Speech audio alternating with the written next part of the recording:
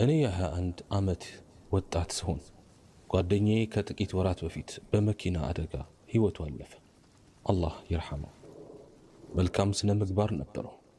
የማይወደውም የለም ወላጆቹን ጭምር እና ለሁሉም ያለውን ክብር፣ ደግነትና መልካም ስነ ምግባር ሁሉም ይመሰክራል። በሞቱ ሁሉም ሰው ተደናግጧል። ማለትም የምንችለው አልሐምዱሊላህ ብቻ ነው። እሱ ከሞተ በኋላ በጥቂት ሳምንታት ውስጥ እንደ ተሰቃየና በጀሃነም እየተቃጠለ እንደሆነ በህልሜ አየሁ። በአላህ እምላለሁ ሁል ጊዜ ባየሁት ነገር በጣም እየፈራው ነው ከእንቅልፌ የምነቃው እና ለምን እንዲህ እንደሆነ አላመንኩም። እውን ግን ይህ ነገር እሱ ላይ እየሆነ ነው? ራሴን እጠይቃለሁ። በአላህ እምላለሁ ሁሉም የሚያውቀው ሰው ስለ በጎነቱ ይመሰክር፣ ማንም ሰው ስለሱ መጥፎ ነገር የማውራት አቅም አይኖረው። ቅዠቶቹ በተደጋጋሚ መጡብኝ። እርዳታ ፈልጉ ይመስላል። የሰማያትንና የምድርን ፈጣሪ በሆነው አላህ እምላለሁ ጩኸቱ ትክክል እንዳልነበረ፣ ጩኸቱ በጣም አስፈሪ ነበር። ከእምሮዬ ሊጠፋ አልቻለም። ለሱ ይሆን ዘንድ ሰደቀቱን ጃሪያ ወይም ምጽዋት ሰጠሁ። ዱዓም አደረኩለት። ምንም አይነት ወንጀል ቢሰራ ምናልባት አላህ ስብሓንሁ ወተዓላ እሱ ይቅር ይለዋል በማለት። ነገር ግን ምንም ነገር ባደርግ ምንም ለውጥ አልመጣም፣ ምንም አልተፈጠረም። ቅዠቶቹ ሊለዩኝ አልቻሉም። የተሰቃየበት ምስል በእምሮዬ ተቀርቅሯል። አንድ ሰይድ ከጆሮውና ከአፉ እንዲሁም ከጥፍሩ ስር ወጣ።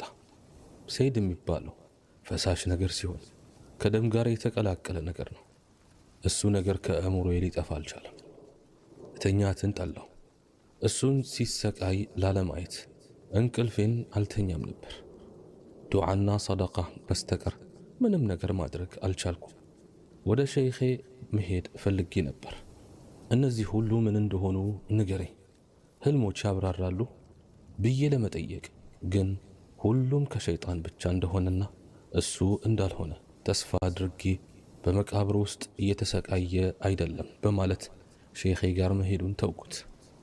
ከዚያ ከሁለት ቀን በኋላ እሱ እየተሰቃየ ቅዠት አየሁ። ወደ እኔም መጣ።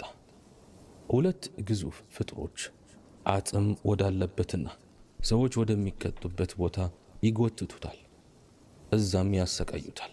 የቀለጠ ብረት በጆሮው ይጨምሩበታል። በሰቀቀን ይጮሃል። በድምፁ ውስጥ አስከፊ ህመም ይሰማል። እጆቹ ተቃጥለዋል። እንዴት ብዬ ፈራው! አሰቃቂ ነበር። እንዴት ብዬ ፈራው!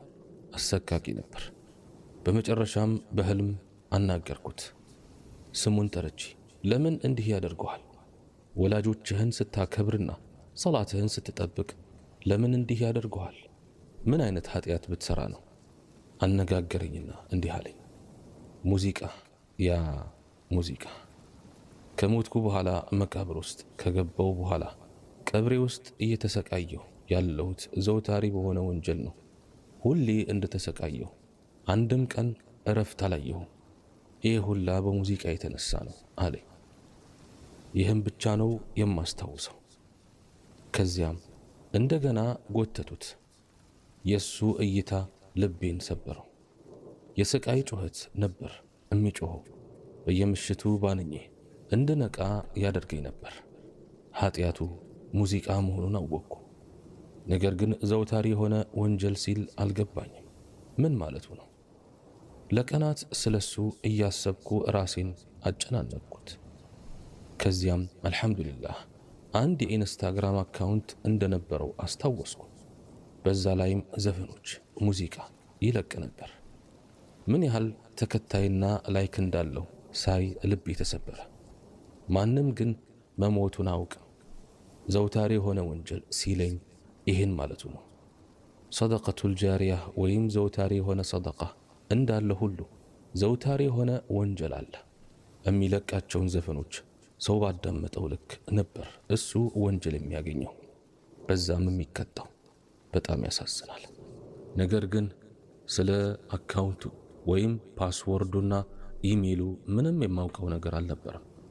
ነገር ግን እሱ አሁንም እየተሰቃየ እንደሆነ ሳስብ መፍትሄ ፍለጋ ሄድኩ። ነገር ግን ወላሂ ምንም መፍትሄ ማግኘት አልቻልኩም። በእነዚህ ቀናት ውስጥ እፎይታ አግኝቼ አላውቅም ነበር። መተኛት እስኪያቅተኝ ድረስ እጨነቅ ነበር። የኔ ጥፋት እንደሆነ ተሰማኝ። እንደዛ እያደረገ መሆኑን እያወቅኩ ምንም አላልኩትም ነበር። ተው ይቅርብህ አላልኩትም ነበር። ብቻ አላህ ረድቶኝ ወደ አካውንቱ ገብቶ ሁሉንም መደለት የሚችል ሰው አገኘሁ። በመጨረሻም ስለ ሁኔታው አስረድቼው ሁሉንም ነገር ደለተው። ከረጅም ጊዜ በኋላ አካውንቱን ካዘጋው በኋላ የእንቅልፍ እፎይታ አገኘሁ። ምንም ቢሆን ግን ያየሁትን ምስል እንዴት ሲሰቃይ እንደነበር መቼም አልረሳውም። ያ ነገር ለኔ ዘፈን እንድጠላ ከበቂ በላይ ነበር። ከዛን ቀን በኋላ ሰምቼም አላቅም። የተረዳሁት ነገር ይህ ዓለም ፈተና ብቻ መሆኑን ነው። ይህ ነገር አብዛኞቻችን ላይ አለ። ጓደኛችን ምንም ወንጀል ቢሰራ መምከር ብሎ ነገር አልፈጠረብንም። ለምን? የነቢዩ ዓለይሂ ሰላቱ ወሰላም ኡመት የሚለየው በበጎ ማዘዝ ከመጥፎ መከልከል አልነበር? እሱን የጣል ነው። መች ነው እርስ በርስ እምንደራረሰው? አላህን ልንፈራ ይገባል። አብሶ በዘፈን ሰው ሁሉ ሐላል በሚመስል መልኩ ሁሉም ጋር አለ። ምን ያህል ልባችንን እንደሚያደርቀው ብናውቅ። አላህ ብቻ ይድረስ።